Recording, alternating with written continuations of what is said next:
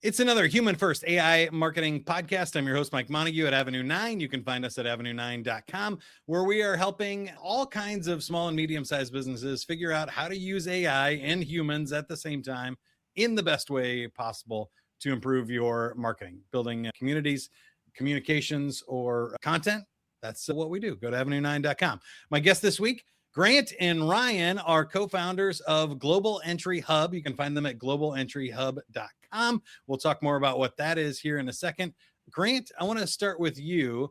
It's a very human first mission that you guys have there. And I feel like this is a cool way to use AI to make humans better rather than replace them. And we get enough of those conversations. So why did you start Global Entry Hub? Yeah, great question. And thanks, Mike. And thanks for having us on. Honestly, it's just with what's been occurring in the States recently with the tightening of immigration and quite frankly, globally, we thought we needed to do something to support folks that want to move, right? And make it accessible for everybody. A lot of folks are strapped through the financial means of it because it is a rather expensive journey. And a lot of folks just don't know because the systems are built by governments for governments, right? So there's a lot of nuanced behaviors and ideas you have to come and create on to figure out your path. So we thought the best solution was made it accessible to everybody, right? Not just the folks that can't afford it or the skilled laborers, right? Let's get everybody to see if they need to make a change in their life. Let's give you the best information and a foot forward to do that.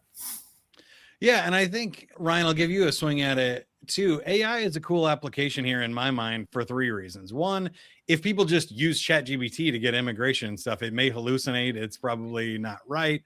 They don't know what questions to ask. All kinds of problems creep up. Also, if they speak a foreign language, most of the documents are in whatever the country's is. So AI is really great at transforming text and translation. So that's cool. And then number three, I think, is just using this in a customized way to guide the journey rather than just throw everything out there. Is that fair? Or are there other reasons you guys chose an AI solution for this? It's fair. Yeah. AI is funny. I use the example a lot. You mentioned drift and hallucination. My kid was looking up something on the Liberty Bell from Philly. And that conversation started with the Liberty Bell, big thing with the crack in it, to the Liberty Bell BLLE, which is a steamboat on the Mississippi River. They are two very, very vastly different things, right? So we approach this as how can we, to dovetail on what Grant opened with, we wanted to create a tool that was accessible, that was easy, and that was cost effective for the majority of people, right? We're not going to pretend this information is not out there. Of course it is. You can scour the internet, you can Google information, you can go to .govs, but with AI being such a powerful tool, we're using it and harnessing it in such a way that we can bring it in their native language. Our bot speaks 7. We can guide hundreds and hundreds of journeys across the globe. But most importantly, I think it puts it into a framework that the majority of people understand. It's the easy button, if you will, for migration information. And I'm guessing you guys have thought of this, but how long do you think it will take to have governments actually like use their own AI or automate any part of this process, right? Because whenever we hear AI for a solution, whether it's marketing or others, they're like, oh, we could just magic wand this and we'll have AI agents running all around and either rounding up illegal immigrants or doing this paperwork and getting them through faster. I don't think either really works for humans, but what's your take? Yeah, I think we're seeing it everywhere. AI is everywhere. And then you got to think all these folks are coming on LinkedIn. If you're on there saying, I've got this bot I built that does X. Cool, but when you really peel back the onion layers and you look at vibe coders or anybody else, and I have to own I was one, and then I eventually got developers that are real to help me out with my technical limitations. But I think what you really need to look at is a lot of people, I think it's framing it correctly. You can use AI as a tool, but really what AI is, if we're going to look at it from governments using it or companies using it, it's a system. It's not just the tool. The tool will just amplify the chaos that's already in your system if you view it that way. So a lot of folks misinterpret AI and use it as, oh, I'm going to use this real quick because to Ryan's point, it is the easy button. But the back end of what that has to do is complex. It's the how are your data lakes, how are your APIs running that, what are your scrapers doing? There's so many integral pieces that design the overall system to then get you to, here's my tool, right? So to your point, you said ChatGPT hallucinates lies. Well, absolutely, they all do. So you almost have to already be a subject matter expert before you use those large tools, because they don't have the constraints that some do, like ours, where we try and said, we're only going to focus on this one thing and we're going to make sure it's right. So if you don't do that, you have to keep a wide berth, and that leads to more of a systematic problem. So when will we see it? Whew, I think it's probably a couple of years, to be honest. Government's a little slow, maybe a decade until they catch up. Or it's going to be a lot of smaller companies that are very good at their security and very good at their data, and then maybe they'll inculcate that into their systems. But time will tell. I often joke too, it'll happen at the speed of government, which is fast. We know that from standing in lines at DMVs, right? And look, I guess the question becomes, how important is immigration to those governments? My assumption is it's not going to float to the top of that project list for many of them. So look, I'm not clairvoyant, but I would suspect somewhere within 5 to 10 years. Mm-hmm.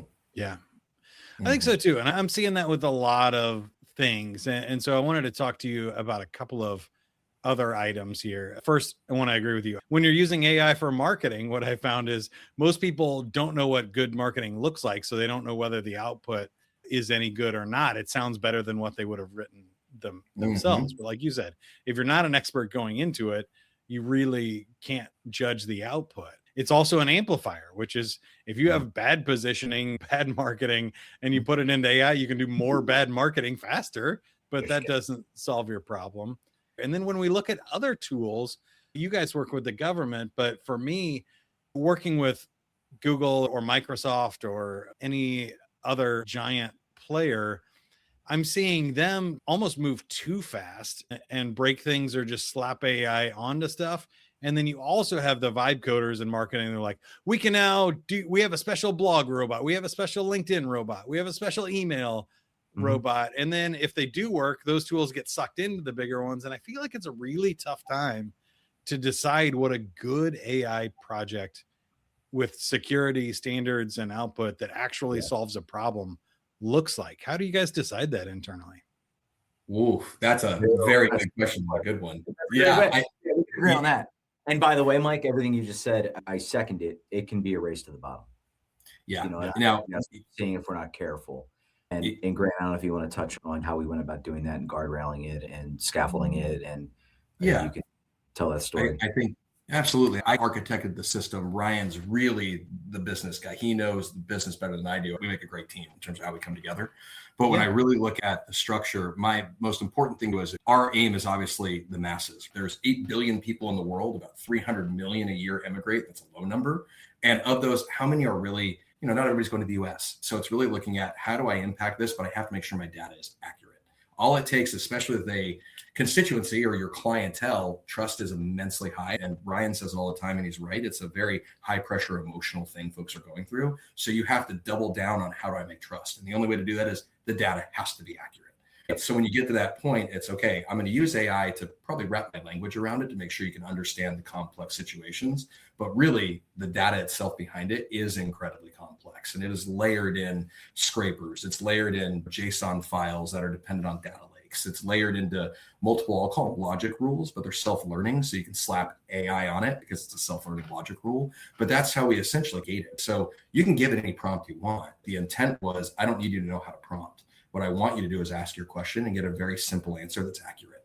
And so the intent really behind that is to say, if I'm going from Kenya to Germany, I need to understand what the form is, what forms I need. I need to understand the wait time. I need to understand what consulates I need to go to. I need to understand what security apparatuses I have to get signed by who, what, and when, all those pieces. If I'm wrong in any one of those regards, I've done nothing more than make the person more confused and angry in a situation that's already tense.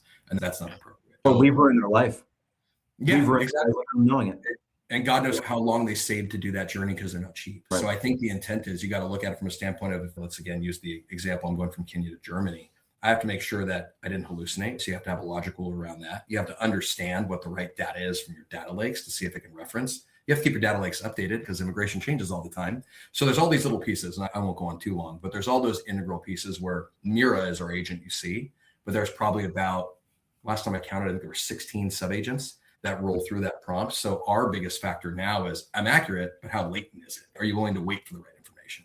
So there's all those pieces when you build something with AI that you really need to hone in on. But I think, and I'll be quiet here, but leading question, you're talking about marketing. I think one thing that Ryan and I were talking about that we learned the hard way is that we thought, oh man, we're going to look at all these LinkedIn guys and everybody else saying we built this great tool and it does everything. We did that. We put a ton into AI marketing. Ryan was all over it. He can talk to that way more than I can, but we got nothing out of it. We were just like everybody else, right? And so, yeah, exactly. We got people to like it, but it didn't go anywhere. And then what we started to do was utilize it and then put the human at the end. And I'll let Ryan expand on that if we want to, but that's just. Yeah, I like what you're saying. And Ryan, I'll narrow the question for you a little bit, because the build is one part, what's technically capable and making sure it's accurate and good. And I think you did a great job that a lot of people don't think about those items, from the data to the processes and the checks and what good actually looks like. But Ryan, from the business perspective, I have a client that has another AI tool as well. And I know they struggle with, in a world where you can build anything with these coding agents and stuff, scope creep is off the charts for large companies and small ones. Like, how do you decide when it's done, how many features it should have, how many languages you can add, and all of that stuff from a business perspective to make sure you're solving the right problem and you're not overcomplicating it? Are we ever done? I don't know. I don't know. No, that's a great question. We don't know. I think we're really dependent on our audience and our clients to tell us when we're done. And right now they're clamoring for more. To dovetail on what Grant said again, we had an issue. We built a really great AI tool, and then we thought we could use AI to market the heck out of it. And we threw a bunch of money at it, a bunch of money into marketing blindly, the shotgun blast. And we got some likes, we got some follows, we got very little conversion initially. And I think from a marketing standpoint, it was our biggest challenge. It still continues to be our biggest challenge. And a lot of it has to do with the space that we're in, is the trust factor. This is a highly emotional thing for people. And I'm sorry, a bot can't solve for that. A bot can't solve for human emotion. Yeah. So that is always the thing that we're wrestling with. But how do we know that we're done? We're not close to being done. And as a matter of fact, Mira is the first of a few agents that come in behind this to complete that flywheel. But I think the one thing that we've valued throughout this build is feedback, honest feedback. We've gone to NGOs, we've gone to law firms. We're not trying to put anybody out of business. We're not trying to shove anybody to the side. But if there's a competitor in this space, we know there's not right now, not doing it how we're doing it, but we'd want to have a conversation with them too. And we are just obsessive about feedback from humans. But when are we done? I don't know that we're done.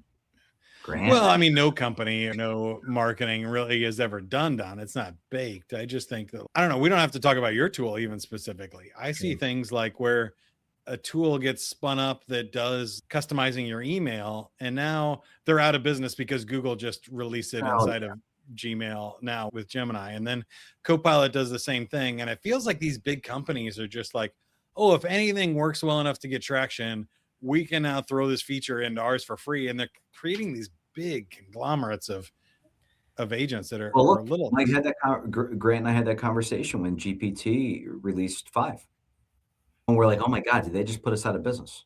And we actually use GPT to say, hey, compare a product against what you can give.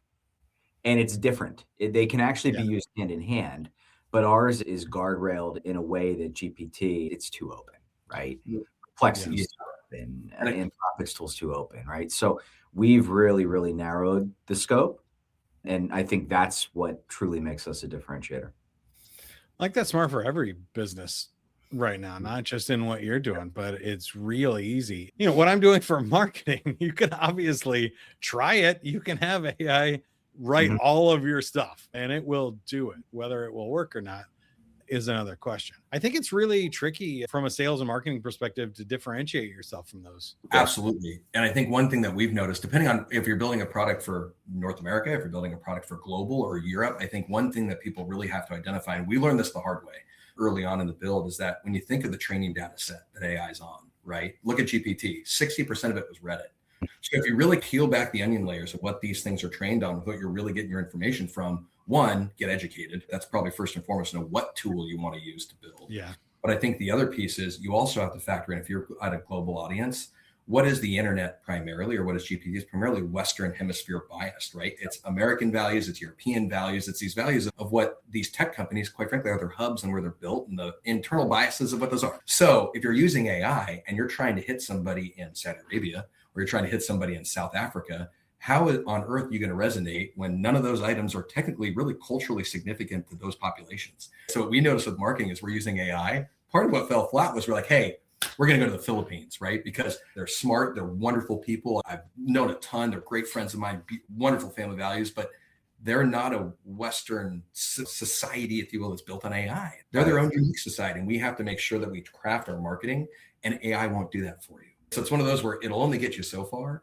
And then you really got to understand exactly what you're doing. And like I said, we failed pretty hard for a while until we wrapped our minds around, oh, wait, that is the problem. So how far do I take it? And then where do I get the actual expert support I need?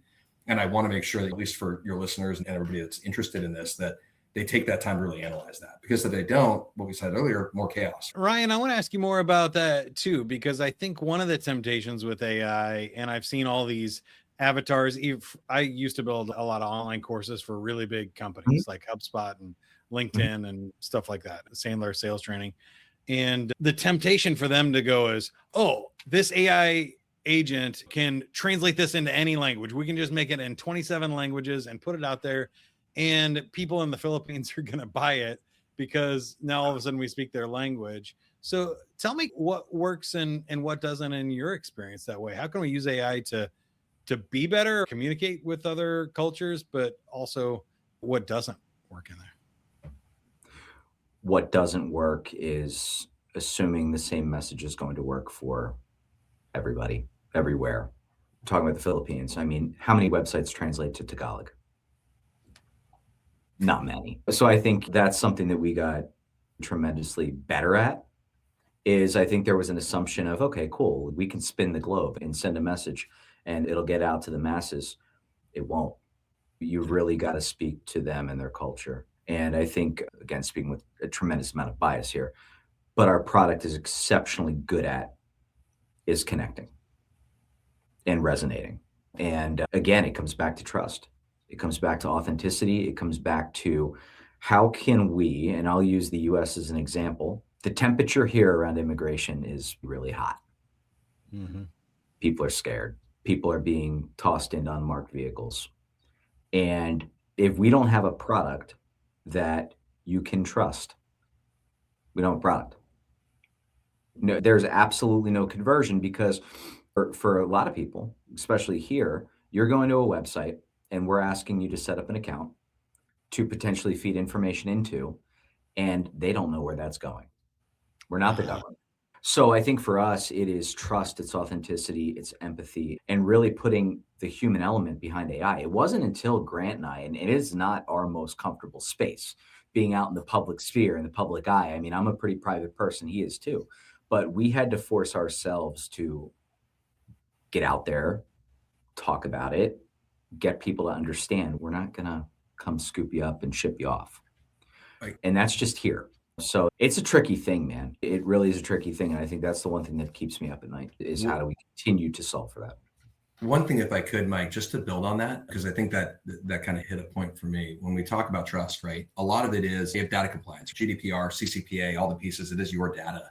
And I think in anything you're selling, when you're putting your data on the internet, how many times do we see, oh, there's a data breach? You get an email from something, hey, we had a data breach, and you go, oh, crap, right. What I have in there. Oh no, we have to do something. So when I think about all that, what was most important to us was being able to say, especially with the temperature in the US, specific to this clientele, I want front and center, delete my data. And I mean, delete it.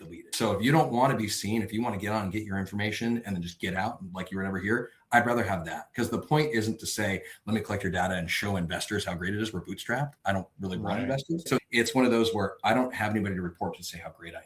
What I'm really looking at right now is how can I make sure that you trust that your footprint is gone so that you can get the information you need so you can feel confident. Because I think really what it is, fight or flight, it's really, I just don't understand. So the more you understand, the less scared you are, the more you're going to think about it. That's really the linchpin. When I think of all products, that's what your product should do. When we put humans first, use the AI to make the human feel confident to make the decision they need to make. And I think some people are missing that on some of theirs. Yeah, that's great. Cool. Can't be the only thing. Yeah. Yeah. I want to ask you a little bit about the business model too, because I think as people have these ideas for AI, or they're going to start a company, or other people listening to this that are founders, what made you choose your target audience of the actual people trying to cross borders? Because I imagine you could have, I don't know, turned this into a nonprofit. You could have taken it to the government. You could have sold this information and other things. How did you land on that and your price point? Because I see things like where Salesforce are Right. still charging $100 per user per month. And I'm like, that's going down hard very fast. Yeah. So can you talk to me a little bit about those decisions? For sure. Look, it's hard to put a price on this. And what we understood is that our total accessible market, we understand, is somewhere north of 340 million every single year that does this legally, regardless of where it is in the world. We also understand that number is probably underinflated for obvious reasons. You layer in the undocumented, that number goes up by probably another 100 million. We know it to be about 10 million here in the US, but globally that compounds. So how do you price it? We wanted to make it affordable. Could it be a nonprofit? Could it be everything you just said it could? Yeah, it still could be. We could pivot and change the model. But we didn't want this to replace attorneys or embassies or NGOs. We wanted this to be a very economical, high value way to get a lot of information to start your journey. So the thing we tried to grapple with is, how do we price it? We understand, Grant, what's the number that's still, I think 10% of that. Actually, I think it's higher than that. I think it's 20% of that still go to attorneys. Initially, the term we threw around was too cheap to ignore. We don't want that barrier of entry to be, to your point, $100 or $500 or $1,000 or whatever it is. That's just going to turn people off. That's not going to give them good information in a way that is economical for most. We're still looking at a more dynamic model of, hey, wherever you are, is it less than $5? I don't know. Probably should be. We'll get to that. Yeah. We did not want it to be too expensive. And we have costs of business. So I think that's fascinating. Yeah, I think, it's really hard when people imagine, I guess SaaS has always had this, that you built the software, your costs are there, your variable costs are nothing, You like reverse make it cheap engineer. and free. But also the pricing you talked about, I've seen people using AI in nefarious ways now, especially this holiday season, to say, oh, we're going to do surveillance pricing. And if we know you're looking up this tool from Beverly Hills or whatever, we're going to charge you $1,000. If you're looking at it from the Philippines on a cafe Wi-Fi, it's 50 cents. I think some of that is ethical and some is not. And it's a very interesting discussion. Also, ads came to mind for me about either immigration attorneys, other people like that I'm sure would want to get into your tool. Have you gotten down that road? I'm asking you really tough questions today. Yeah, no, it's okay. Look, I think Grant and I come at this from, we're not trying to put anybody out of business, and we are open to any and all conversations. But I would initially be against immigration attorneys advertising on our site. Could we come up with a model where there are some preferred attorneys in certain areas that we could, through the agent, help guide you to? Sure. But I think, look, Grant and I were approached several times at the very beginning of this, and we had all kinds of investor money thrown at us. I would and imagine. Take any of it. We bootstrapped this thing, maxed out credit cards, and stayed up all night to build a product because we wanted it to be ethical. We did not necessarily want that big PE money or that VC money to influence how the product looked and felt for most people. I liken it to, I use a phrase all the time, and I can't take credit for it because I think a comedian here in the US said it. But you take a look at a politician. They could go and campaign for whatever they want to campaign for. But realistically, if you put patches on their suit of everybody they've taken money from, they look like a NASCAR driver, right? Yeah, That's really who their platform is for. It's not for their constituents. It's not for the people that they're talking to. It's not for the state or the county or the whatever they represent. It's the money. It's the money behind them. It's the money that's backing them. And frankly, that's why it took us a long time to be open now to investor money. And it was only going to be after it was built. And we're saying, hey, we're going to plant the flag. This is Global Entry Hub. This is what it is. Now, if you'd like to come be a part of this journey and help push it, sure. But you're not going to help build it. We wanted it built the right way. We didn't want it influenced. Go ahead, Grant. Sorry, you were Yeah, Mike, if I could, I think something that with us as the founders, under your listeners and all that. So one of the mistakes we made, and I'm very happy we fixed it, was we started to build out a founder team a little late. I wish we brought on some folks sooner than we did. Yeah. But one of the things that was most impactful to me, we really started this with a mission. I saw a lot of people that were scared, and I just wanted to do something to help. What can I build that can help? And then how do I make it accessible so that everybody can get the help that I think they could need? So one of our co-founders is a retired UN diplomat. He would travel all over the world, do all these other things. And one piece really resonated with me, and I wish I brought him on again like 6 months ago. But he said, if I had a tool like this in Kenya or Tanzania, my one meeting could turn into 20 meetings helping people out, because the UN can't afford 20 different diplomats in a Tanzanian war zone or conflict zone. But if you can get one person out there with a computer that can help 50 people, and you're just directing them, then we're amplifying that person's ability to make real good change for the better. And I think that's really what drives this mission forward, to say, okay, I know what that looks like. I know we have on our roadmap. We want to do a ton of things with this product in terms of just global good. That's where I believe, and I think Ryan does too, I think our whole founder team does, your mission is going to lead to your success. It's got to resonate with who you're talking to. And if anybody that just has a product that says, hey, this is great, it's going to make me a ton of money, it might, but for what and at what cost? I can go to bed every night happy because I help people. Yeah, I think that's a great moment to start wrapping up on here, because obviously I created the show for the human first part of it, because I want AI to make humans better and not replace them, and to make our lives better and easier. So I'm wondering two questions here, and either one of you can take a swing at it. But first, you mentioned this might play out over the next 10 years.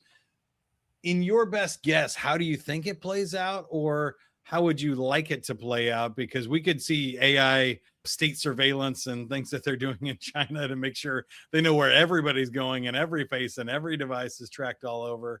Yeah. Or we could see it in a way where, okay, all of that is, and we can prove that we're human. Then do borders and stuff really matter if super AGI comes out, or if ChatGPT becomes bigger than the American government as far as like market cap? Mm-hmm. How do you think it plays out? I hope it's not how you described with Big Brother and surveillance and all those things. And ChatGPT becoming bigger than the government. Altman, we love you, but let's not do that. I don't think that's a great idea. How do I hope it plays out in our space? I hope they connect with us or somebody like us, and we can insert something into the equation on a government level that makes it easier for the people that want to do it the right way. And that's always been our mission. And I say it that way because I want it amplified. That's why we have a product. I hope that if governments, not just this government, want to approach it through that lens to help people do it the right way, and this is an easier solution, great. Ideally, that's how I would love to see it play out. Will it? It's anybody's guess. Yeah. Grant, I'll give you the fun one then, and you can speak to that one too if you want. But if you play this out like 30 years in the future, do you think we'll get to some sort of super AGI, or what sci-fi movie do you think we end up in our lifetimes here? Yeah. So I'll start with a book I read. So I went to West Point for school, so I've got a ton of this geopolitics stuff. I'm really interested in it, the military thing. And one of the books I had to read is by this guy named Friedman. It's called The Next 100 Years. And he was basically trying to map out geopolitics for the next 100 years. He was in charge of Stratfor, big government think tank thing. And you got to 2030, 2050, and it started to read like a sci-fi novel. And at first, it kind of turned me off, not because I'm not into sci-fi. I just thought, yeah, okay, whatever. And now I'm telling you, if any of your readers are interested, it's like a 100-page book. It's fascinating, especially now looking at what he was right on. You go, oh, there's something here. When I think 30 years out, I see folks that can afford it having augmented reality implant stuff. You're already seeing that with Neuralink and all those other pieces. I see folks that can afford it. You're going to have, I'm worried. I think that the gap for haves and have-nots increases. I think the folks that can afford it will make themselves super intelligent. That's a scary thought, especially if they're not morally straight characters. Or flip side of that, the altruistic side of me would love that doesn't happen. I would love it if you make that affordable, accessible. All these tools are easy as Meta's glasses that you put them on and say, hey, tell me about this, right? And it helps you out, or book my appointment, all that sort of it. I see life getting easier. But I also see the real concern for, I do think at some level you need the government regulation. I think at some point you need morally straight folks, but I think where it really comes down to, and Ryan said it, it's the money, right? I think right now, the biggest concern that I have, I was meeting with a New York Times reporter last week, and he said, It's hard to help a world that doesn't want to help itself. And that really stuck with me. UN Diplomats is the same thing. You kind of get with the folks that have been out there, you go, gotta kind of get it, right? But what I really kind of hone in on that, it's how do we make peace more profitable than conflict, right? Yep. And I think going back to our platform, I think that's where it starts. It starts with how much diversity can I inject into a system so people aren't as afraid. You lead with curiosity, a little Ted Lasso, lead with curiosity. When you bake that in, you almost get this idea that I hope it's the spark that leads to people seeing that peace is more prosperous than conflict. I don't think we'll see it in our lifetime, but my hope is within the next 30 years, that's what AI starts to do. You give the common person the right access to the right information to make an informed decision, as opposed to the child soldier leader in pick country has grown up that way, and that's all they know. The more access to information, the better. Yeah, Grant said, and I'll put the exclamation point on it. I think chaos and conflict right now feed the algorithm. Yeah. So we're trying our darndest to throw something else in it and catch people's attention and hopefully change the narrative. I think that's a really cool mission. Great thoughts there as well. And we saw this year live translation where you can be speaking English into one side of Google Meet and hearing the native language on the other side. That's so like cool. Star Trek level, like sci-fi. Yes. Apple did it with the hear an instant. Yeah, it's tremendous, right? It's tremendous. In your own voice and tone, that stuff is really cool. So I hope some things like that make the world a smaller place in a good way and allow more opportunities for people that were having barriers like those, whether it's crossing borders like you guys do at Global Entry Hub, or language or anything else. Let's use AI in cool ways to remove some of those bottlenecks and blind spots we've had for a long time. I think that's cool.